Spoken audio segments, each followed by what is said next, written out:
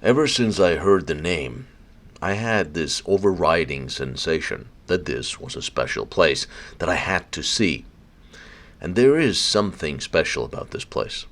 Not only because hundreds of soldiers died fighting here, but there is something mysterious and maybe a little dark about this place. And it is a really dangerous place to visit. I knew that. So of course, I went alone. And this is what I found.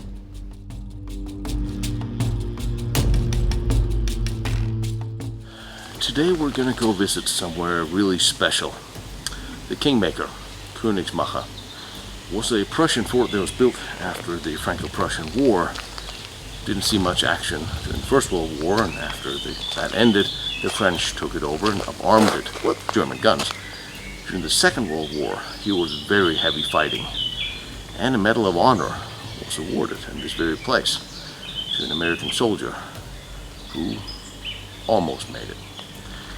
There's an unending amounts of notices and signs of danger in this area that still belongs to the French military and ostentatiously have not been cleaned up since the war.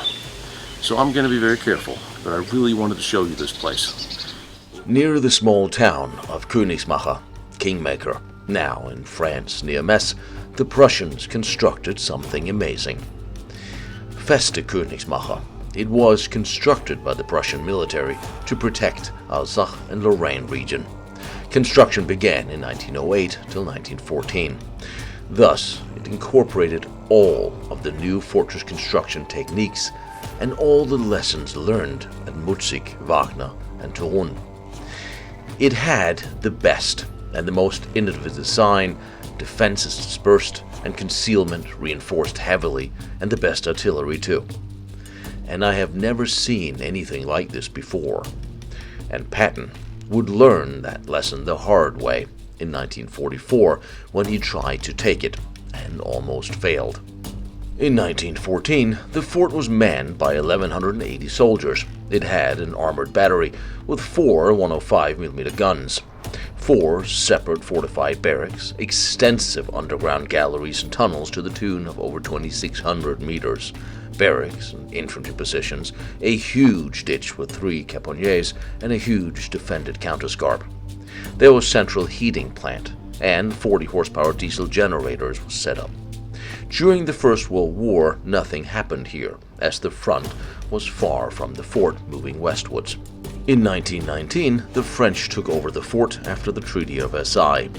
They learned extensive lessons from Koenigsmaker and incorporated many of these lessons in the Maginot Line, and even partly incorporated the fort itself into the Maginot Line defenses, but made no additional constructions here, except for swapping the 4 short guns with 4 long 105mm guns from another German fort in Metz, given the range of 12,700 meters, which is about 8 miles. In 1940, the Germans bypassed the fort, so once again, no action happened here. That did not happen until the 90s ID crossed the Moselle on November 9th, 1944, and the battle was on, resulting in 2 Medal of Honor citations issued here. The fighting was fierce, inside, above, and underground. All the damage to the fort was from that battle, and it was never again reoccupied or used. So besides the mandatory scrappers visiting it, it is as it was. And by all accounts, it is an extremely dangerous place to visit. And I have to agree with that. But there's something that will bring me back here again in the future. I can't quite explain what it is, but here's what I found. I imagine I don't have to tell you how overgrown and abandoned this place is.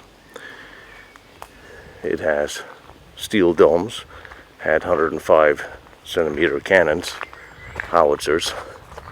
It was fairly centralized, had a garrison of 1,000, but when the Americans got here, I believe there was a Volksgrenadier division defending of some 300, and they did a heck of a job slowing down Patton's advance.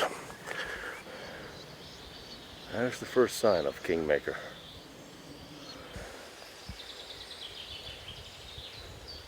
Interesting how open this is and available as it presents itself to the road here, even if it is the backside. There's the caserne with a little caponnier down there at the end guarding the road.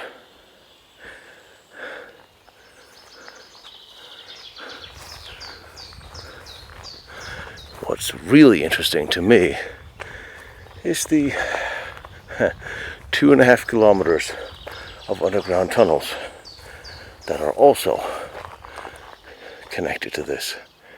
I don't even know where to start.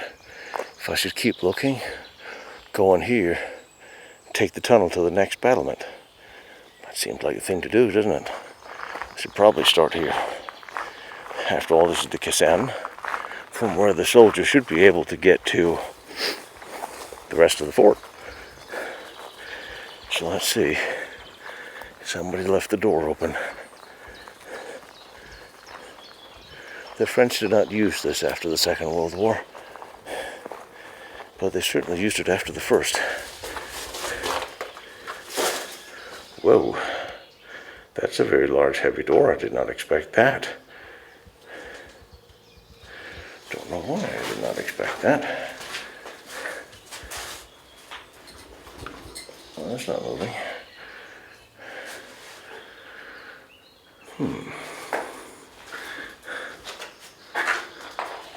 Firing ports, as we've seen before. Massive door. Corrugated roof. Almost feels like the drainage has been done new here. Don't really know how I feel about that.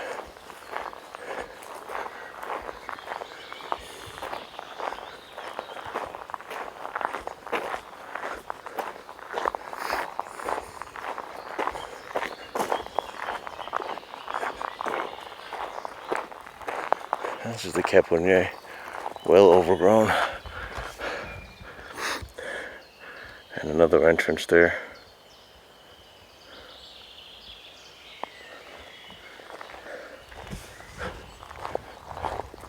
That's kind of what I wanted to see. This is the monument placed here. I wish it was visited a little more, and there is none to the fallen Germans.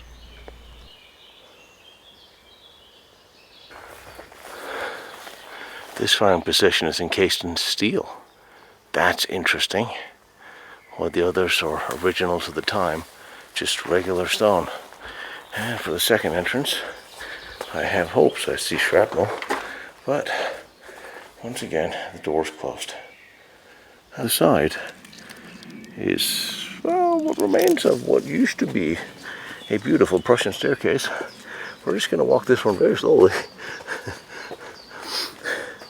It's a little muddy and a little crooked and more muddy. Oh, muddy, muddy, muddy, muddy, muddy, muddy, muddy.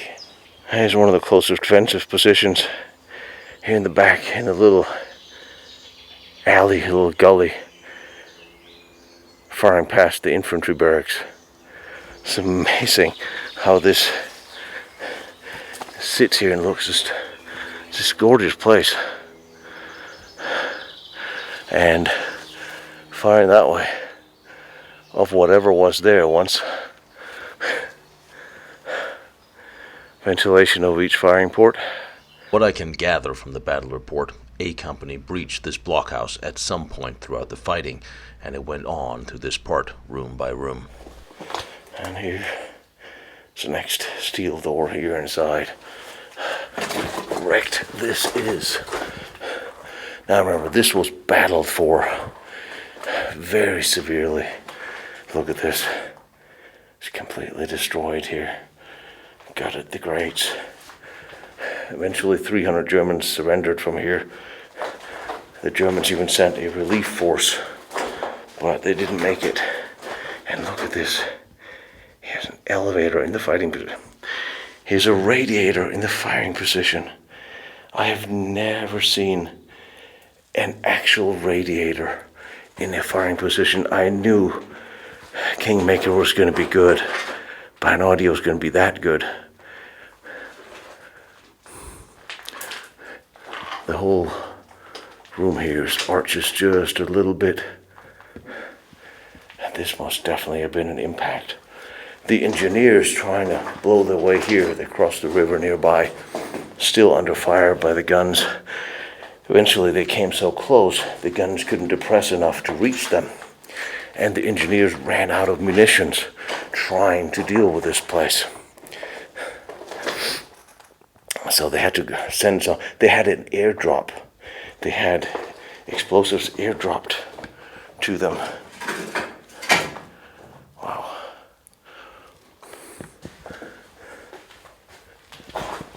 Now, this was not, here's another radiator. I'm sorry, it's a small creature comforts I'm really impressed with. Now, I also know there are holes in the ground here. This is generally a very dangerous place to visit, and you should not go alone, which is, of course, why I'm here, alone. Well, what did you guys think? Should I have brought Roger here? I don't think so. Yeah, wood frame still in place. What's that? There's so much debris on the ground. Original wood, green. Oh, and the bathrooms, as there should be. Another firing position. I wonder if, okay, I may have gone over that. Another bathroom. I may have gone over this firing position. Firing position. Tunnel. Technical stuff.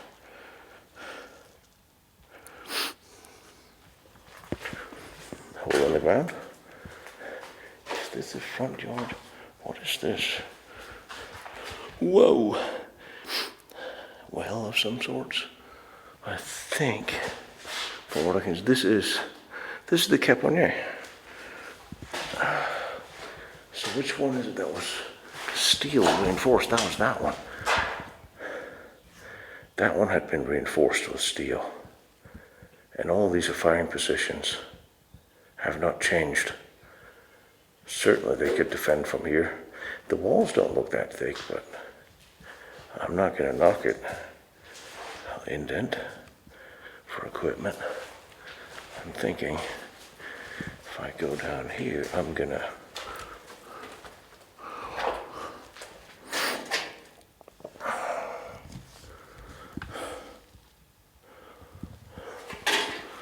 the cables up here. Well, everything is original in the sense that the French never pressed this fort back into use. So whatever is here is what was here during World War II. And here the tunnels begin. And clearly the scrappers were here. Although I will say, there's a lot of metal left they didn't touch. And cables are coming down, so now the gamble begins. Should we just go to the fighting compartments out here in the tunnels, or should we go to the barracks? When I have options, we're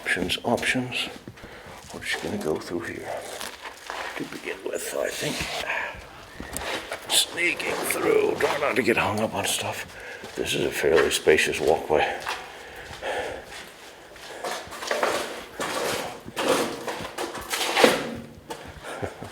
A very spacious hallway. And all these wooden shutters, these were wooden shutters. Usually they have been stone everywhere else, but here they're wood. And they're still here.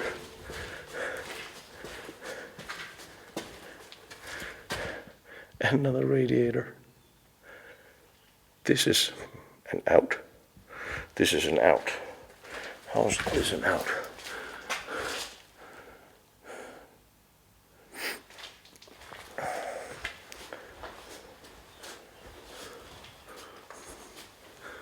Stop trashing. close defensive position.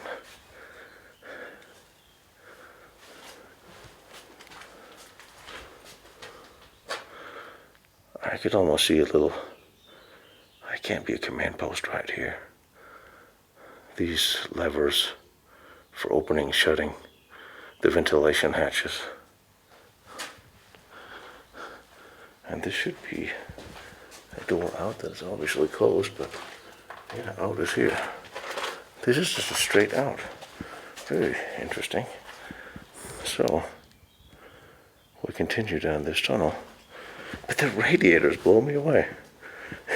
It is kind of exciting that and there's a radiator in the next room too.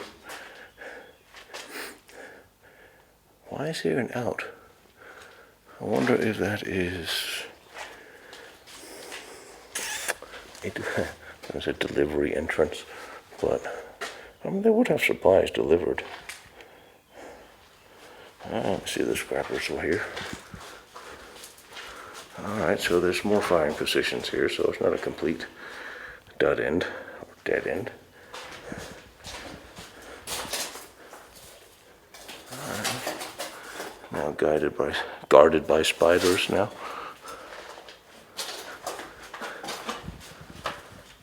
Oh. This looks in very good shape. Ventilations. Another. Okay.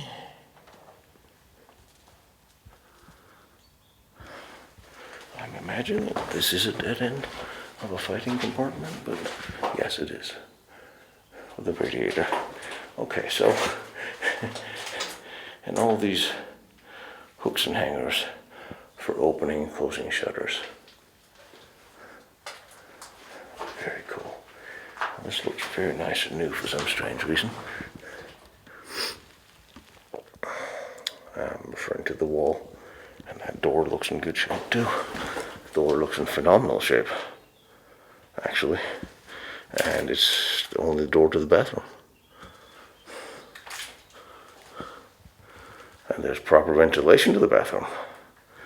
Okay, I can see why they definitely used this as an example or a model for what they did with the Maginot Line, because this is actually very well constructed.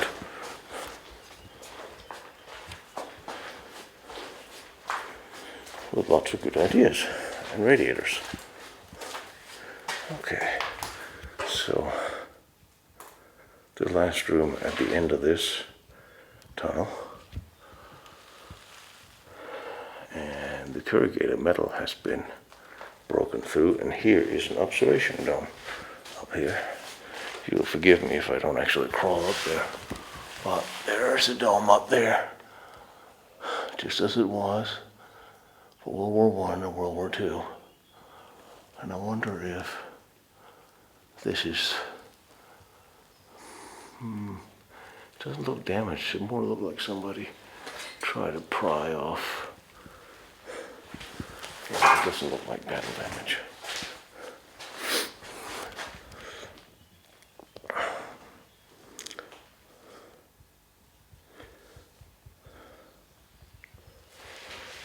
This was also one of the newest or the latest forts the Prussians built. It was not even complete. On the eve of World War I, they were not done. But World War I, the front moved rather rapidly away from here, moving into France. So there was never really any battle or fighting in this place during the First World War.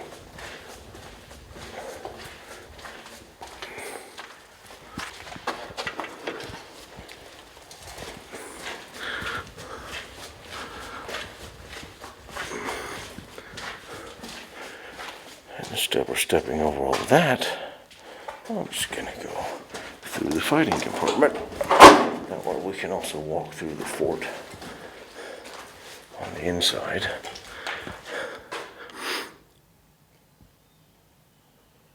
Along the wall, so you can see what's well, the size of it to get an idea of it. I think we follow this one here. A lot of hay, don't know what hay in here. Okay, I appear to have been wrong. We go the other way and down the stairs. That's what I thought I said. Unless, this felt like a dip in a wooden floor that was sagging. Door out.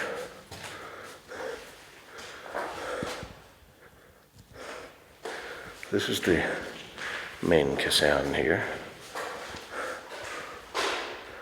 What in the hell happened to this floor?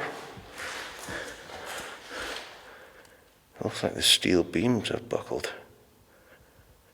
I wonder if either this was scrappers that was being ambitious or Americans throwing grenades. Or a little bit of both.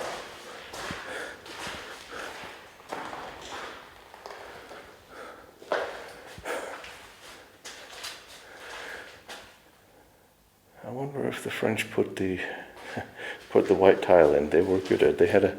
They had a thing for white tile, as we all know.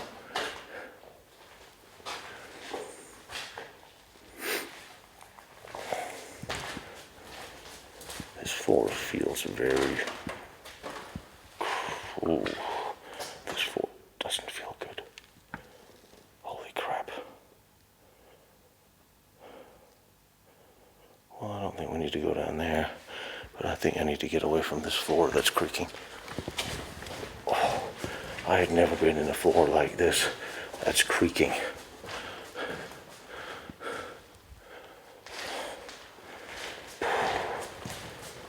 I've never been on, this feels really crappy. Here it feels better. I mean, they built these really solid, so for the floor to actually creak, that's a novelty for me, I will say. And the whole long side here is the fighting wall, and I'm going to take this because I think the floor here is in better shape.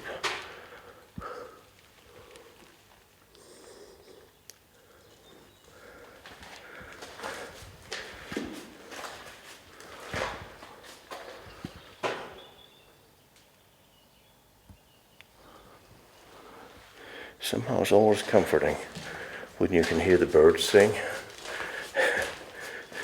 even if you're inside about to plummet to your immediate death. Oh well. Interesting. Here are fine positions too. Why is here, looks like it's bricked up, and there's another one. Looks like it's closed.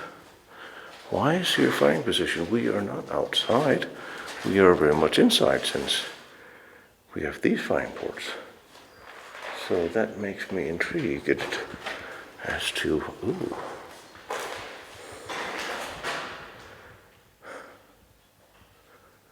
This would have been the comm center.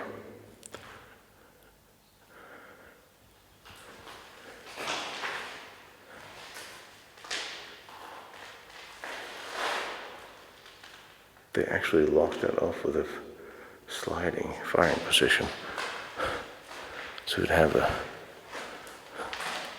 last stand and then a wooden door. I wonder if this was... Holy fuck. This floor is shit. Oh my god, this floor is shit. Wow, how can this floor be bad?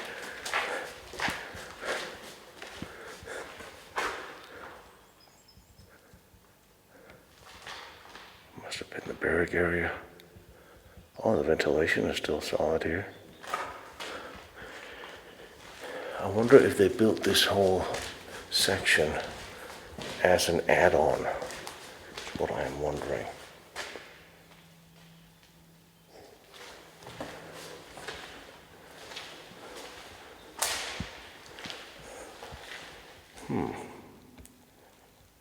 That doesn't fit in with anything I know.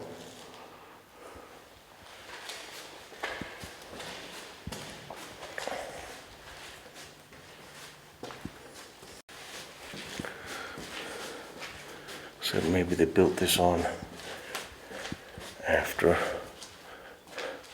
This is the front door. It's closed.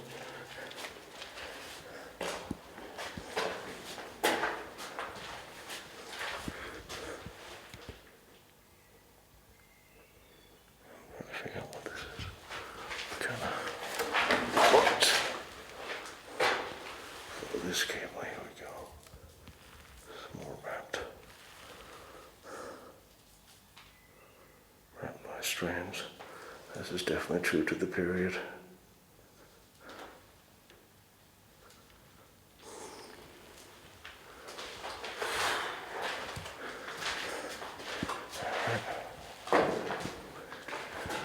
Dear Lord, here's another staircase. Any cubby room? Alright, here's another hallway.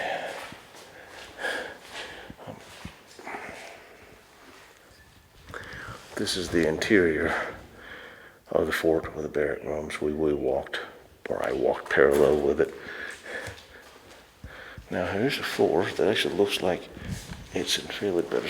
Can you look at this tile? Prussian. You can take the staircase, just have a look down here. This is probably a basement that's very similar to what you would see at Fort Wagner.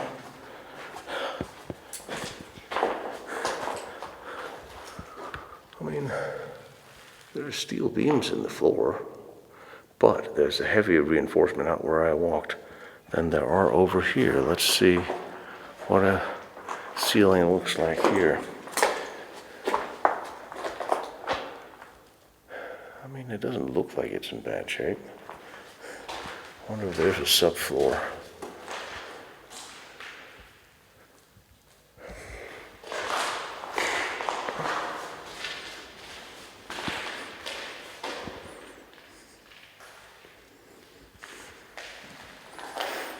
Probably have the underground, have the barracks,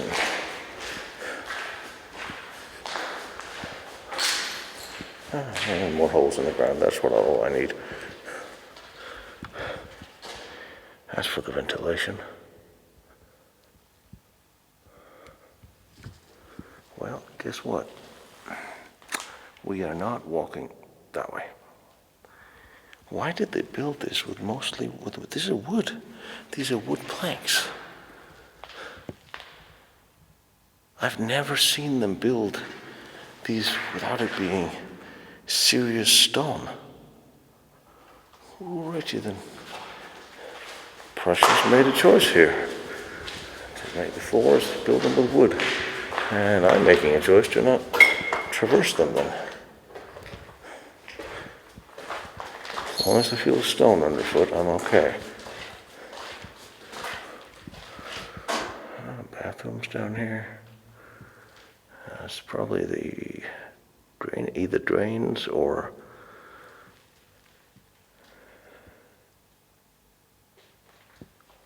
wastewater. All right, let's take the long tunnel and see where we go. Up this Prussian staircase. At least it doesn't feel like it's bouncing. Big fan of non-bouncing staircases. They call me old-fashioned. All right. So, off to, well, that doesn't tell me anything. Off to wherever we're going. Scrappers were here. I got 2.5 kilometers of tunnels. Don't know if we're going to go through all of them, but it would be nice to see one of the fighting compartments. Every part of this fort is interconnected with underground tunnels. Everything from the caponiers, all the bunkers, all the fighting positions, the barracks, the machine room, the firing position, the cannon position, everything is interconnected, including the counterscarp. Oh, come on. Don't tell me. Oh, bloody hell. What in the hell? With your 100-year-old wooden floors? You're killing me here. Shit. All right.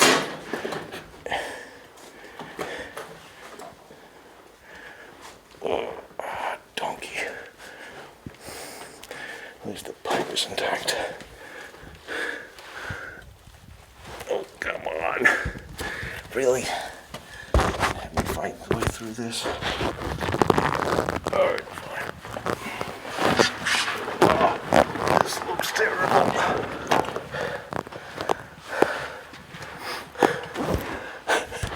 Oh, what a nightmare this looks like. Don't even less light is good as what you need here, maybe. So what's this? Well, I'm sensing. Oh, Hussein. Here are the big tanks. Oh, I smell a little diesel, a little bit of gasoline here. It could be the gas tanks. I am not stepping in there since it's flooded. Oh, I'm stepping a little closer as it is. Yeah. There's several big tanks in there, which means I'm probably going this way, heading to the engine room, if I live that long. Hope you're enjoying this over coffee. And if anybody complains about my sporadic walk and shaky camera, I will dare you to come down here and do better. Okay. Now the pipe I'm balancing on is disappearing. Oh, son of a donkey. Serious Prussian. Okay.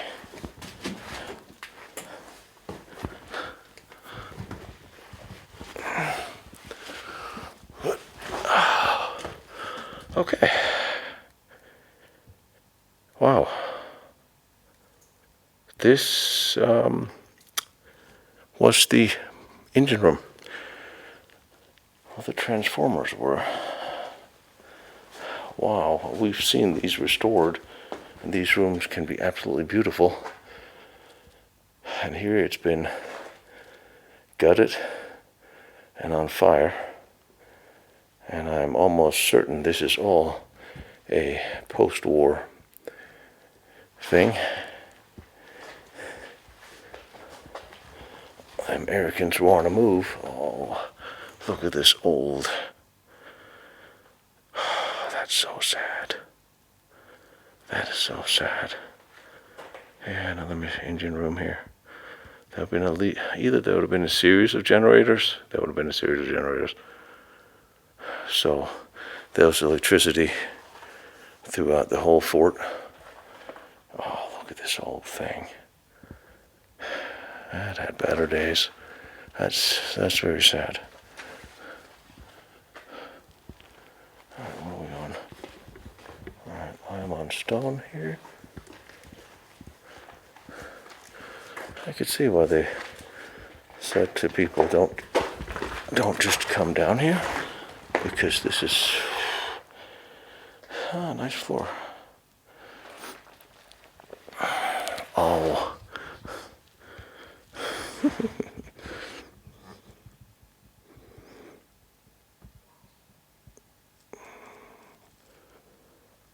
Wow.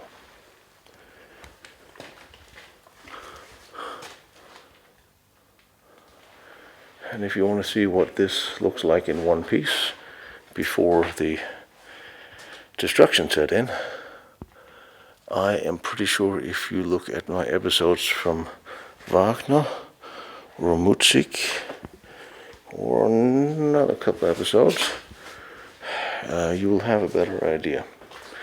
Okay, I'm standing on something that moves. I'm standing on something else that moves. Sorry, I need a little sporadic there. Okay, there's a metal thing here. That's a door to the outside, down to the hallway. This is all behind the machine room, and it has certainly taken damage. Ventilation. Seen better days. They probably set stuff on fire when they were using torches to take this all apart. Sad, but these things happen. So now we'll see if I can actually get any further.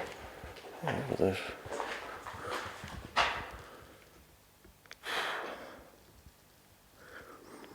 Yeah, this is where the power came from. Now, I theoretically need to go down that way. And I came from that way.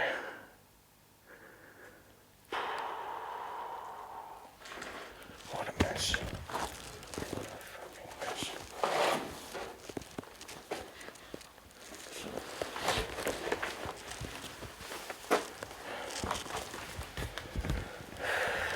Alright. Stepping into this. Alright, that's not so bad. Oh, there's a frog. I'm not alone, I have company.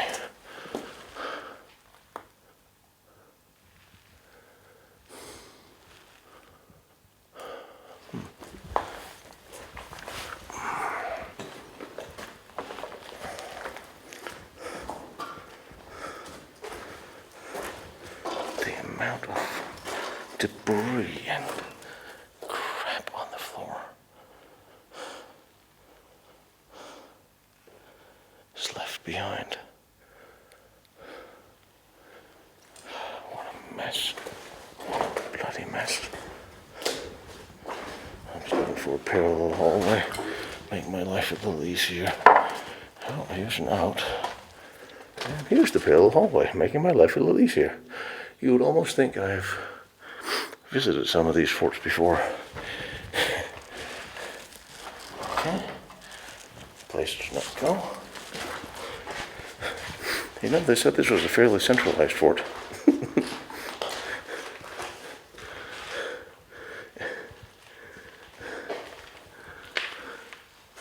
Oh, the oven.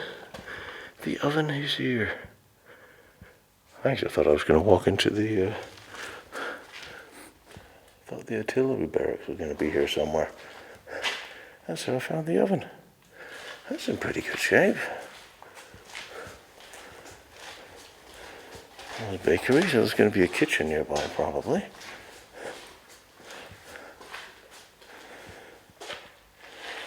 Yeah, that's the oven, all right. Still has nice green tiles. Cuisine. Yeah.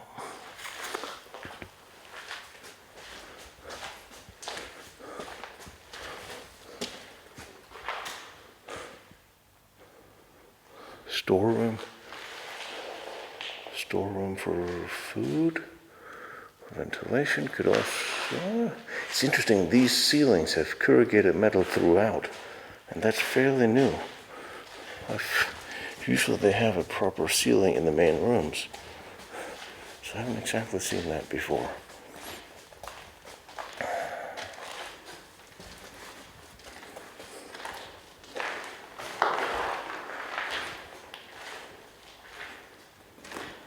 Oops.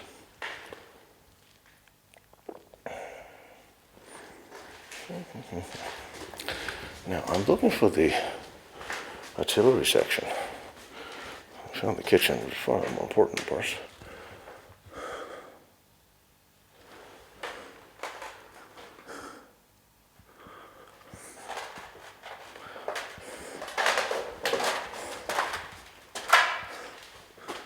That brings me back to the hallway. And this brings me probably to an out. Or a bathroom. Or, like I said, a bathroom. Whatever was I thinking?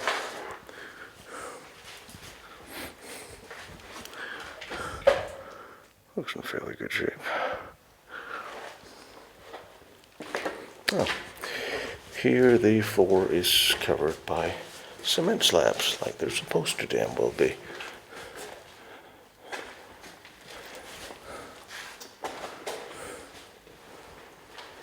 Ooh.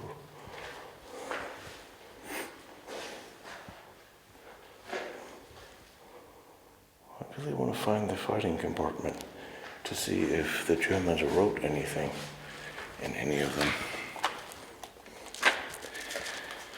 Instead, I get a broken hallway. Thank you so much.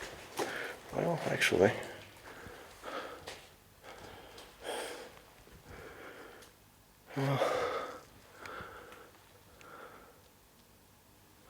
I guess the frog can do without me for a minute.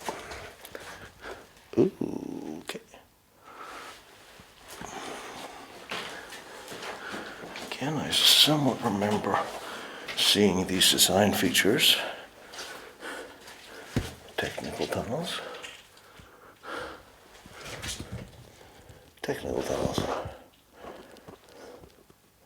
This is going to run over to the flooded room of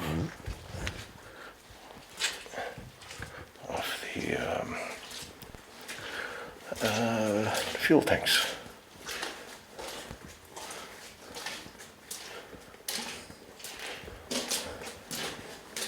I'm on wood again, I think. Okay, so we're getting into something that's flooded here. What is this? These aren't rotted wood. I think this is what I'm looking for. The downstairs of the artillery barracks. Let's go back and go around.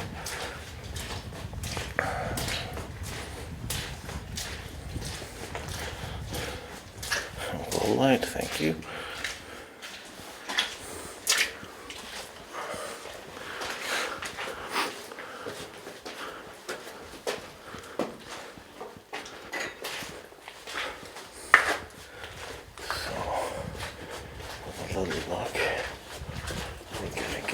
Walking upwards again.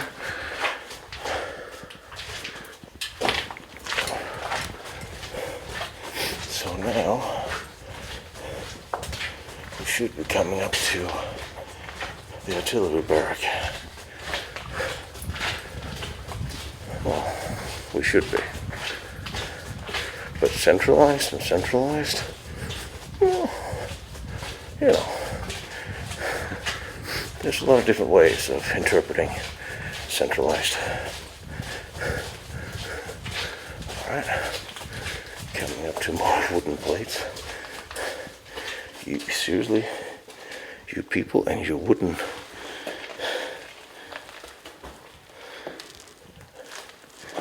You, Wilhelm, what in the hell were you thinking? Oh, bloody hell, the whole thing is wooden. Do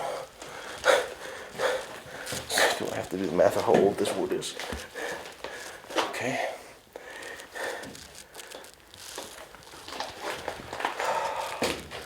Son of a donkey.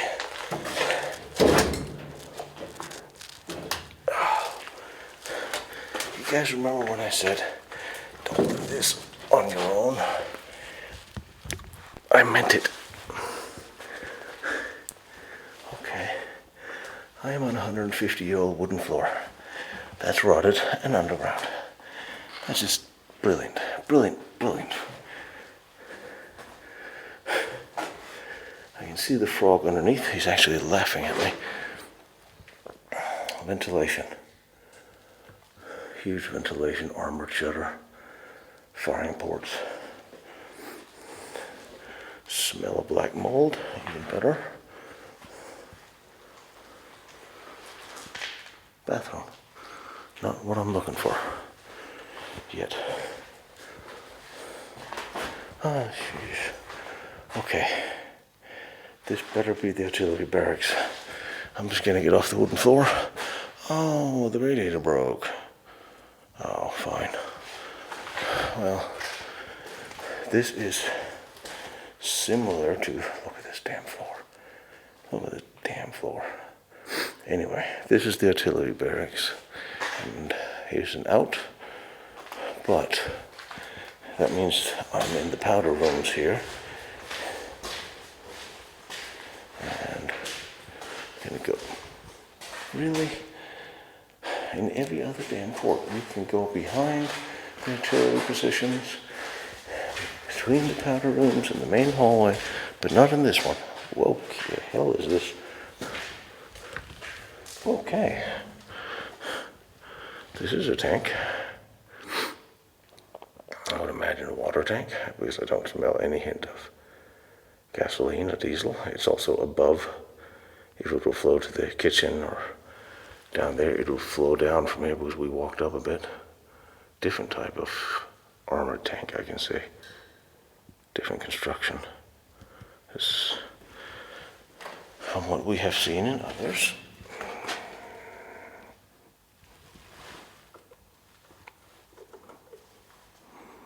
Yeah. Okay, wooden floor it is.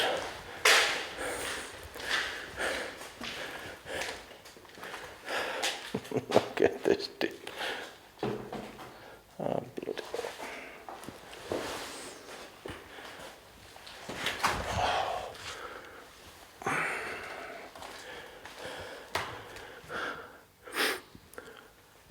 Well, there's an ammunition lift.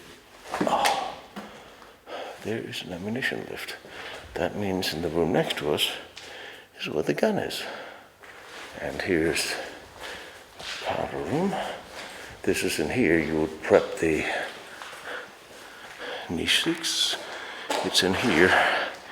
You would prep the shells and the fuses and send them up to the cannon above. Here's the hallway behind that I was waiting for. Okay, so everything is still the way it's supposed to be. And here's another preparation room for shells, and there's another ammunition lift right there. Brilliant. So that means to my left and right, besides the rotted wood, is a gun position through that door that I will possibly not survive getting over to, but we'll give it a shot. Okay, that help. Oh my God, I'm under the floor again. Jesus. Okay, there's the position. Okay, well, I guess it would be too much to ask for the guns to be here, but at least you can see everything you can see. Everything that was here. I mean, we've seen the guns in many episodes. So here you see it looks so much more roomy in here when there's no floor with a gun. But Jesus, there's an elevator, radiator. There's a radiator in here. I'm sorry, I can't get over that. And the bat. Hey, buddy.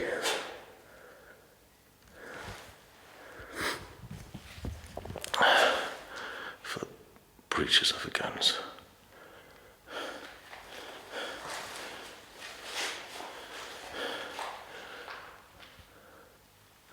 I don't know how big the bolts are to bolt these pieces together.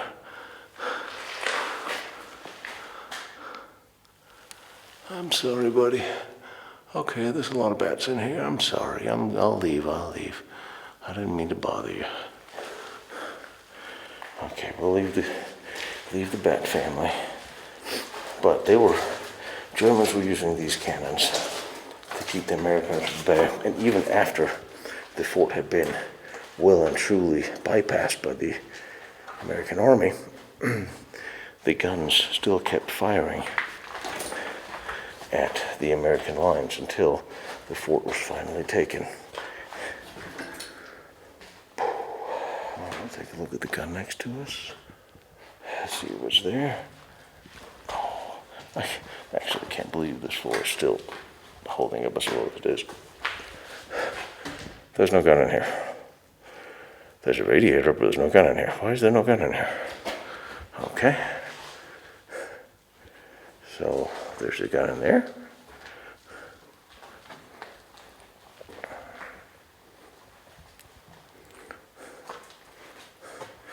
Well, there's a munition lift. All right. That means I have to jump over the hole again to get to the gun.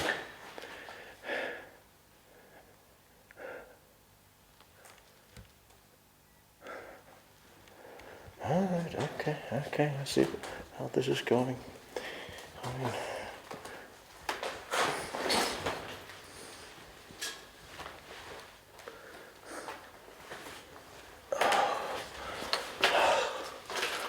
yeah, the guns were removed. That's alright then. That's okay. Lots of episodes I've shown you the guns move and turn and spin and do things. Here you get to see what's left. Wonder what did happen to them if they would clearly been obsolete after the war. They would have been, certainly. It's not that the French would have put them somewhere else. Americans didn't blow them up like usually. So I wonder where they went. Okay then. Well, this is Fort Koenigsmaker.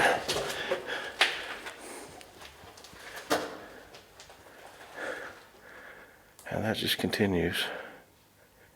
And honestly, I've had enough of broken floors for a minute. I'm very happy I came, I saw, I conquered. And I really hope you enjoyed this. And by the fact that you're watching this, we also established the fact that I survived. But I wanted to see this place because of how vicious the fighting was here. 1944. Like I said, there's a Medal of Valor, a Medal of Honor.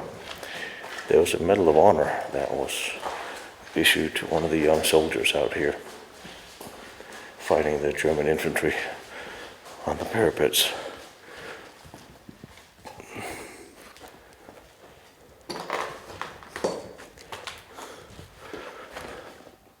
Fighting position and an out.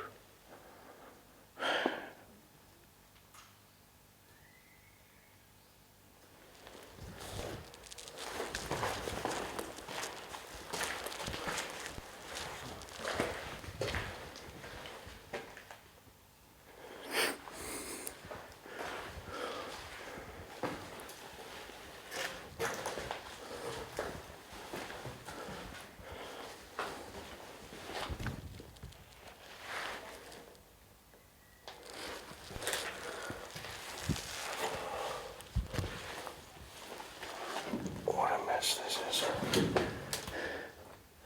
I do not understand. Do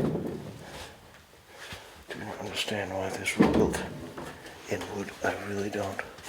But here you can see how we start angling down.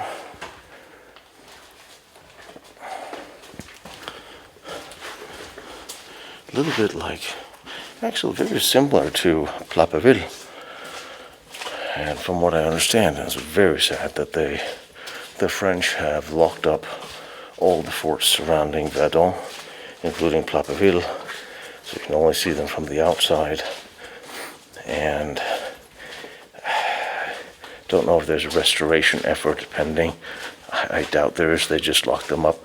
So I'm really, really fortunate. I got to bang my elbow against that thing. I'm really fortunate I got to see them while I still could, while that was even an option, because that option went away not long after I left. So at least I have footage from inside these places. And that's one of the reasons I keep doing this, is because it's so important to get the footage while we can. And it's very strange that we're battling. We're not only are we battling time in these forts, we're also battling the various governments that just want to lock them up. They don't want to spend the money restoring them. Granted, it is a lot of money, but they also many times don't want to give these forts to associations who could volunteer to take care of them and restore them, as many of them would.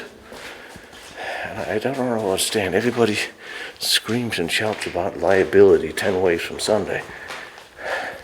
That's what liability waivers are for, I thought.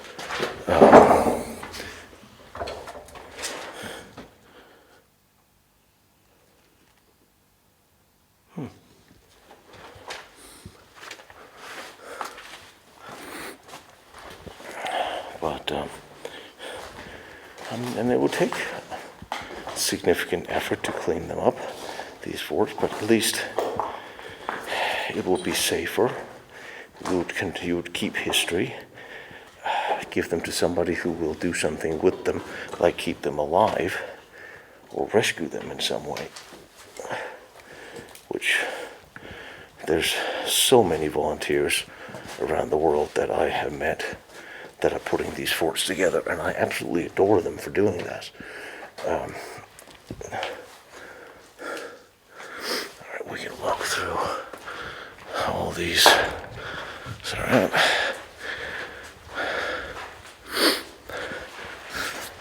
Still working on. Still trying to find out if I can get a fort out in Poland. It doesn't look overly optimistic in the sense that many of the big forts around Warsaw that I really would like have been, well, they've been spoken for by developers with lots of money. And they are, if they get them, they will have little qualms, from what I understand, for destroying them and using the property simply to build hotels or whatever. So that's, again, one of the, see one of the large fuel tanks through here. That is one of the issues. Look at the rod that the pipe is I've been walking on is full of holes. Well, that just sucks.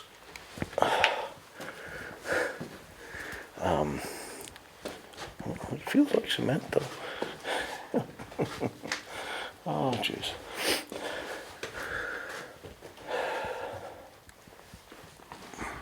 Switching hands here. That's the problem with a lot of the historical places, is they're in prime real estate areas. Well, there certainly aren't areas where real estate isn't expensive. And then local governments will have this wonderful conversation with themselves. And, oh, we could give this fort to these bunch of historians. Just going to turn it into a museum. And museums, like in Poland, are not taxed, so it won't make any money on it. Or we can wait for this developer to show up, give us a bunch of money, destroy it all, and then rent the property or build something that'll bring revenue with very little thought about history. And added to this problem is, for instance, here where we are now, Koenigsmaker. We're in France. This is a Prussian fort. It had no relevance for the Maginot Line. Prussian fort in France. French didn't build it. They don't have a historical context or importance. You look at some of the great forts in Warsaw, they were built by the Tsar's army, and no love lost for them. So again, we're looking at forts that are not built by the people who are now in charge of the territory they're on. So they don't care. There's no historical precedence for them or incentives for them out of national pride to restore these forts. So it's an uphill struggle. And I said the same thing to my Ukrainian friends.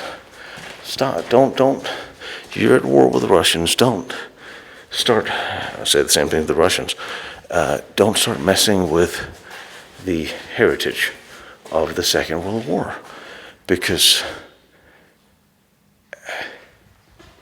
That was a different war. I think bloody hell. What happened to this floor? Why am I walking on it? Lots and lots of bats in here.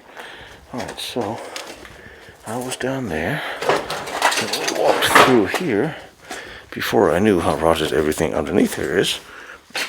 And now we come back here.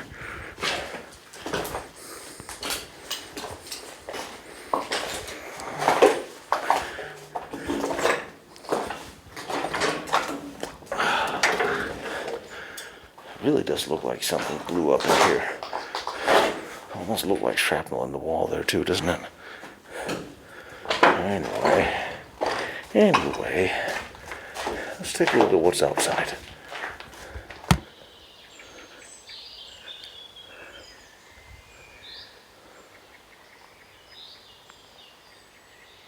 And here outside, surrounding the fort, you still see the trenches. And out here is where the Americans came from and were attacking. You can sort of see the ridge we're on and how the trenches are running in here on top of the fort behind in there. Elevated position, fighting the Americans coming down or coming up for crossing the river. Heavy guns, lots of machine guns. It's hard to attack uphill, it is. One of the hidden ventilation grates. Sort of just in the middle of nowhere. Something you also don't really see until World War II proper. But you can clearly see how well insulated this fort is from direct fire. Everything is hidden in huge mounds. And here is, if I'm not all mistaken, the artillery block from above. Let's see. Soldiers' path up onto the ditch walls.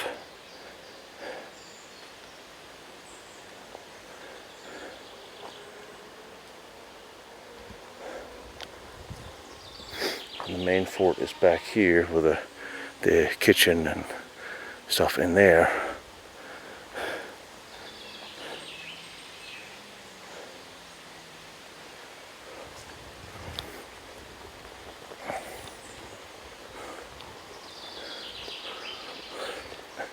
I love the spiked fences and everything. It dates back to the Franco-Prussian War. Well, certainly this would also have been a thing for World War I had the war gotten here. But they are very impressive. The metal spikes. I always figure one day I'll have a summer house and I'll surround it with a fence like this. You know, just for neighbors. When I walk on that, I see quite a bit of bullet impacts. I see some impacts here.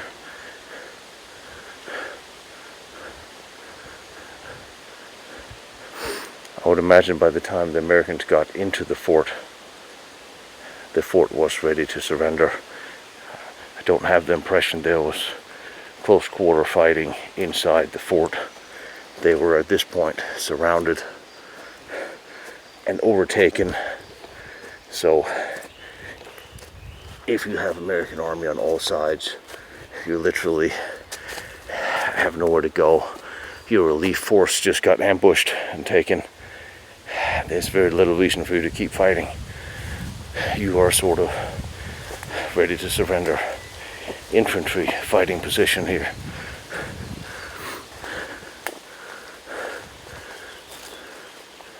I actually thought this was the artillery barracks. Maybe it's not.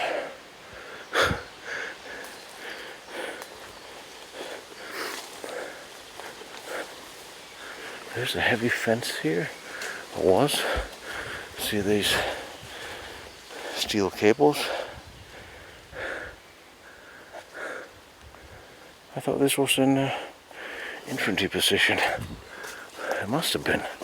But also with barbed wire and fencing on top.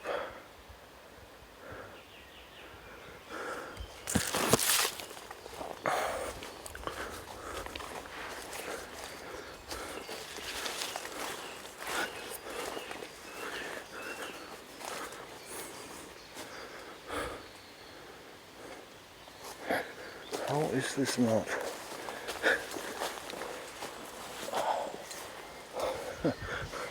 Even if there are domes here, how would I see them? Alright, there's another fort in there in the center. They're all connected, as we know. Alright, just gonna continue to the next fort. Trying to get the spider off my back. This on the other side of the hill over here is another fort. That might be the one.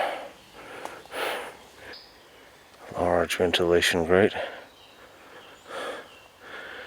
Very secured.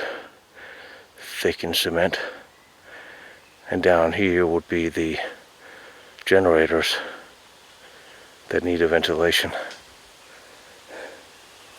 And again, ditches within ditches within ditches.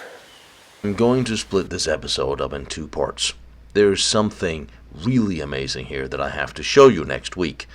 I don't want you to sit through a 2-hour episode and fall asleep and miss the last and one of the most impressive parts.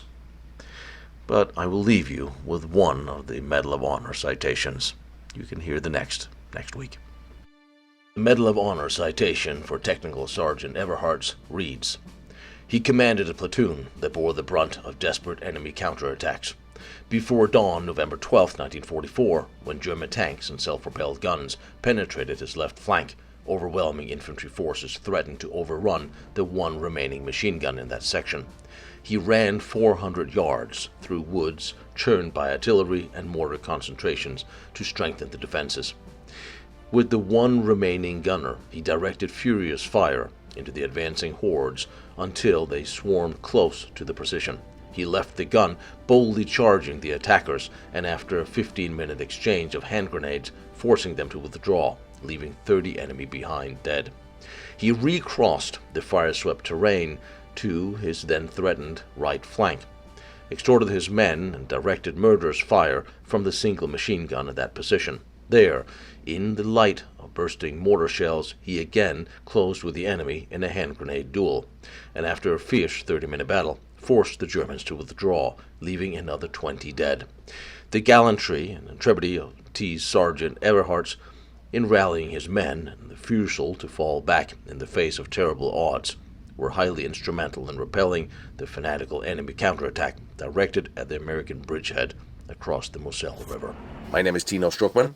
I run Lost Battlefields. Every year, I travel around the world to try to bring you to all the most interesting historical military locations from modern wars and the World War II special projects, battlefields, forts, fortresses, and tunnels, everything else. Things you may not be able to see or go to yourselves. Please join me on Patreon or join Lost Battlefields through the website so you get access to all my files and my notes. It really does help, and like, follow, share here on the channel if you can. That helps too.